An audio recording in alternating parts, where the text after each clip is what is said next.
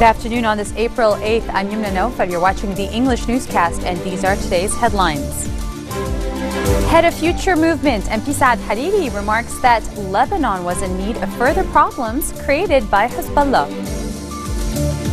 Visiting Spanish King Felipe VI inspects his country's United Nations interim force in Lebanon contingent in the southern region.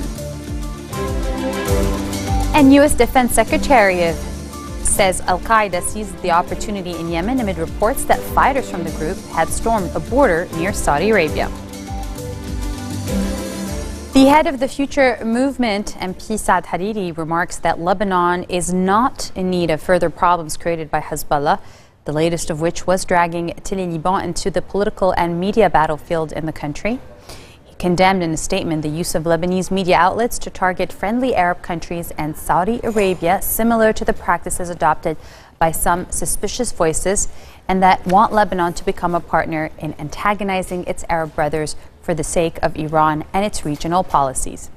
He said, remaining silent over the issue is not justified, whether for the sake of dialogue or for the sake of placing national interests above foreign ones, especially after witnessing officials from the other side of the divide being adept at jeopardizing interests on a daily basis.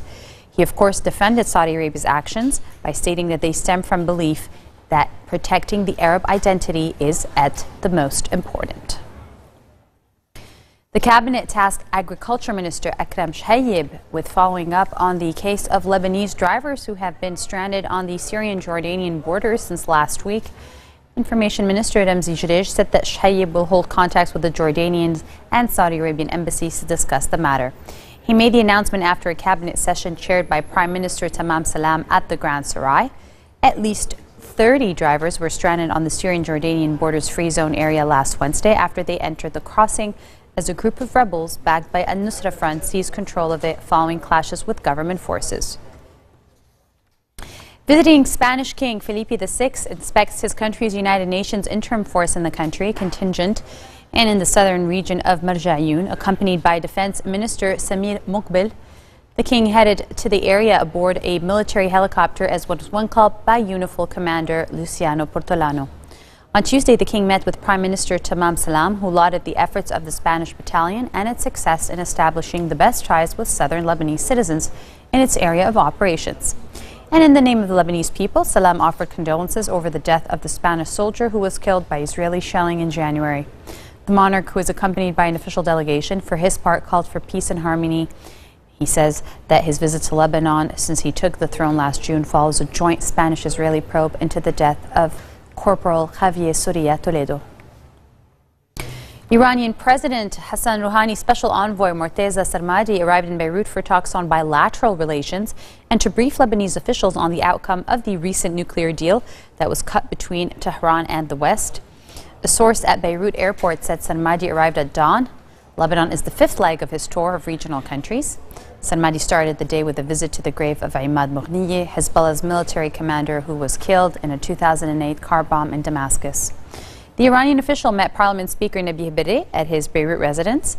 From there, he headed to downtown Beirut for talks with Prime Minister Tamam Salam. He's also scheduled to meet Foreign Minister Jabran Bassil. Iran's official news agency said Sarmadi will discuss ways of expanding mutual ties, regional and global developments. The U.S. Defense Secretary says Al-Qaeda is seizing the opportunity in Yemen amid reports that fighters from the group had stormed a border post near Saudi Arabia. Speaking during a visit to Japan, Ashton Carter said both the Houthis and Al-Qaeda in the Arabian Peninsula were taking advantage of disorder following the collapse of Yemen's central government. Referring to the Qaeda in Palestine activity in Yemen, Reuters news agency quoted him as saying that they are making direct gains on the ground as they try to take territory and seize territory in battle lines. Carter said the U.S., which has waged a covert drone campaign against ACAP, would continue the combat to threat posed by the group. The developments, he says, and the U.S. said it was supplying intelligence to the Saudi-led coalition bombing of Houthi rebel positions and pledged to expedite arms supplies. Coming up next, a Nigerian-born teenager living in New York has been accepted by all 8 Ivy League schools. Stay with us.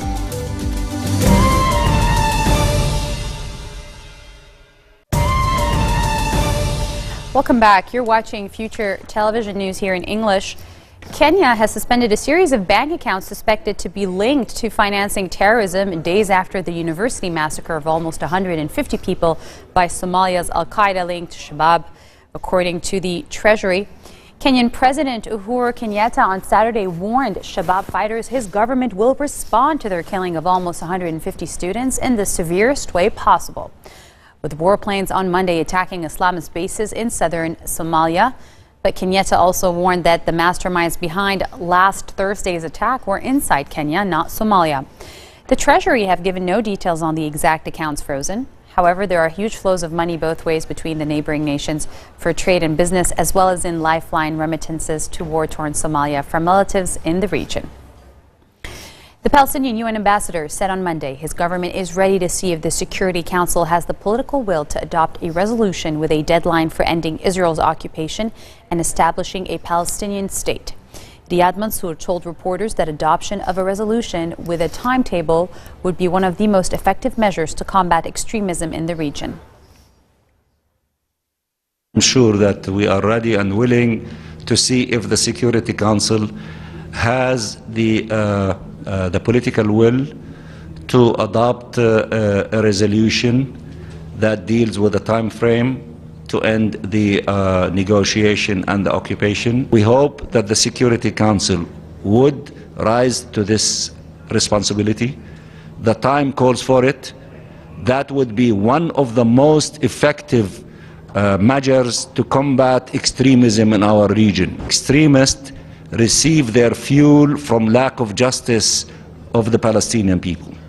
So if there is a just solution to this conflict, and relatively in a short period of time, then you will take away from them a main source of recruitment and mobilization. You cannot deal with fighting extremists in the Middle East, ignoring the Palestine question. It is the heart of this issue, and addressing it will contribute to resolving more than 60, perhaps 70% of all these burning issues in the Middle East. 15 police officers were killed in a gang ambush in western Mexico, an official said, marking the deadliest day in recent years for security forces battling the drug war. 5 more officers were wounded in the assault, which took place on a twisting rural highway near the village of Soyatan, as a convoy carrying the elite state police unit headed to Guadalajara, Mexico's second biggest city. Authorities suspect the powerful Jalisco New Generation drug cartel carried out the assault against the officers after waiting for them in a makeshift encampment for 1 or 2 days. The assailants blocked the road with vehicles pouring fuel on them and setting the cars on fire, according to Francisco Alejandro Solorios Arjija, Jalisco State Security Commissioner, who said a large number of them attacked the officers. U.S. Senator Rand Paul launched his 2016 presidential campaign with a combative message against both Washington and his fellow Republicans, declaring that they have come to take the country back. The fiery message, delivered in his home state of Kentucky before he jetted to 4 early nominating states, was said to motivate legions of supporters from his father's 2 earlier unsuccessful bids for the Republicans' presidential nomination, as well as broaden his appeal outside the typical GOP coalition. Paul is a new fierce critic of Washington, where he is in his first term as a senator, but seldom aligned with his party's leadership on either domestic or foreign policy. His challenge now is to convince Republican primary voters and caucus goers that he is a vision worthy of the GOP presidential nomination, a prize twice denied his father, former Republican Ron Paul of Texas, who joined him Tuesday's announcement and earned a raucous cheer when he was introduced. A Nigerian-born teenager living in New York has been accepted by all 8 Ivy League schools in the United States. Elman High School senior Harold A.K. applied to 13 universities, including all 8 Ivy League schools, figuring it would help his chances of getting into at least one great school. He was accepted at all of them and must decide by May 1st where he will go. He says he was stunned and really shocked. The 17-year-old said this during an interview at his home.